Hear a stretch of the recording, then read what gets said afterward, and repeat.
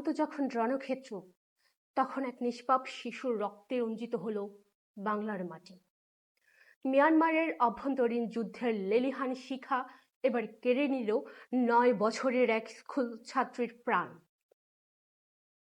কক্সবাজারের টেকনাফে আরাকান আর্মির ছোড়া গুলিতে প্রাণ হারিয়েছে 3য় শ্রেণীর শিক্ষার্থী হুজাইফা আফনান।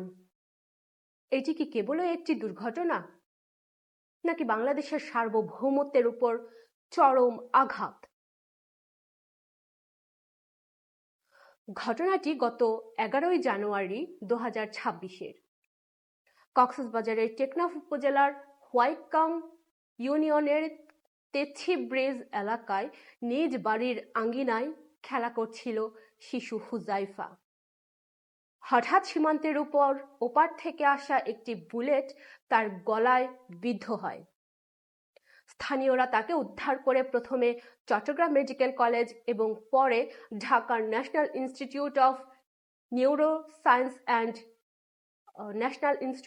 নিউরোসায়েন্স অ্যান্ড হাসপাতাল নিয়ে এলেও শেষ রক্ষা হয়নি।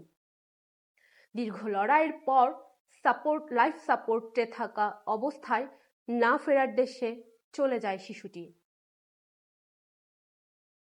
সীমান্তবর্তী এলাকার বাসিন্দারা জানিয়েছেন, রাখাইন রাজ্যে আরাকান আর্মি এবং রোহিঙ্গা সশস্ত্র গোষ্ঠীগুলোর মধ্যে তীব্র সংঘর্ষ চলছে। গত কয়েক মাস ধরেই টেকনাফ ও উখিয়া সীমান্তে মার্টার সেল ও গুলির শব্দে আতঙ্ক ছড়িয়ে পড়ছে। কিন্তু হুজাইফার মৃত্যু এই আতঙ্কের শোকে পরিণত করছে। বর্তমানে মিয়ানমারের রাখাইন রাজ্যের প্রায় 90% এলাকায় আরাকান আর্মির নিয়ন্ত্রণে। আন্তর্জাতিক বিশ্লেষকরা বলছেন, জান্তা সরকারের পতনের পর এই অঞ্চল এখন একটি অরাজক পরিস্থিতির মুখে। আরাকান আর্মির এই বেপরোয়া গোলাবর্ষণ কেবল বাংলাদেশের নিরাপত্তার জন্যই হুমকি নয়, বরং এটি আন্তর্জাতিক সীমান্ত আইনেরও চরম লঙ্ঘন। এই হত্যাকাণ্ডের পর প্রশ্ন উঠছে বাংলাদেশের কূটনৈতিক ও সীমান্ত নিরাপত্তা নিয়ে। সীমান্তের উপর থেকে ছোড়া গুলির দায়ভার কেন আরাকান আর্মি নেবে না? বিজিবি কেন আরো কঠোর পদক্ষেপ নিতে পারছে না? সীমান্ত এলাকায় বসবাসকারী সাধারণ মানুষের জীবনের নিরাপত্তা কোথায়? ইতোমধ্যেই বিভিন্ন আন্তর্জাতিক মানবাধিকার সংস্থা এবং রোহিঙ্গা অধিকার সংগঠনগুলো এই ঘটনার নিন্দা জানিয়েছে। তাদের দাবি, আরাকান আর্মি এই অমানবিক কর্মকাণ্ডের জন্য জবাবদিহি করতে হবে। হুজাইফা ছিল একটি স্বপ্নের নাম, যে স্বপ্নের বুলেটের আঘাতে চূর্ণ হয়ে গেছে।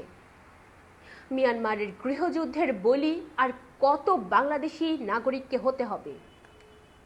বাংলাদেশ সরকার এবং আন্তর্জাতিক সম্প্রদায় কি পারবে সীমান্তের এই রক্তক্ষাত থামাতে? এই বিষয়ে আপনার মতামত আমাদের কমেন্ট করে জানান। পরবর্তী আপডেট পেতে নিউজ বাংলা চ্যানেলটি সাবস্ক্রাইব করে সাথেই থাকুন। ধন্যবাদ।